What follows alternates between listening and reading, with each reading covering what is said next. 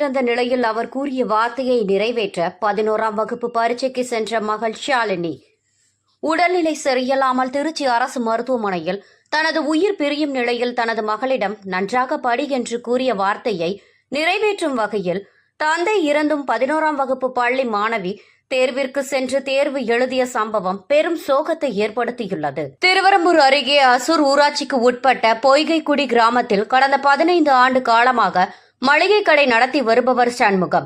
இவரது மனைவி சத்யசுந்தரி. இவர்களுக்கு 4 மகள்கள் உள்ளனர். இந்நிலையில் கடந்த 6 மாத காலமாக சண்முகம் மூச்சு திணறல் காரணமாக அடிக்கடி மருத்துவமனைக்கு சென்று சிகிச்சை பெற்று வந்துள்ளார். இந்நிலையில் நேற்று இரவு அவருக்கு மூச்சு திணறல் அதிகமானதால் உடனடியாக அவரை திருச்சி அரசு மருத்துவமனைக்கு கொண்டு சென்று சேர்த்தனர்.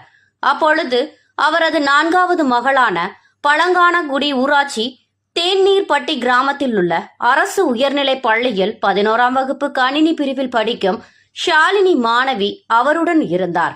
மேலும் அப்பொழுது தனது உயிர் பிரியும் நேரத்தில் சண்முகம் தனது மகளை அழைத்து கல்விதான் உன்னை உயர்த்தும் என்றும் நீ படி என்று கூறியுள்ளார்.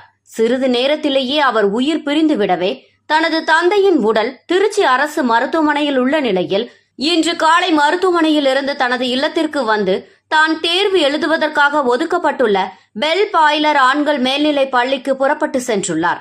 மேலும் இதுகுறித்து ஷாலினியிடம் கேட்டபொழுது எனது தந்தை இறக்கும் பொழுது நீ படி என்று கூறினார்.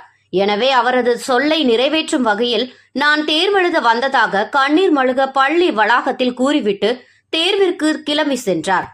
என் பேர் ஷாலினி. நான் பொய்கைக்குடி அசூர் போஸ்ட் தேனேர்பட்டி ஸ்கூலில் படிக்கிறேன்.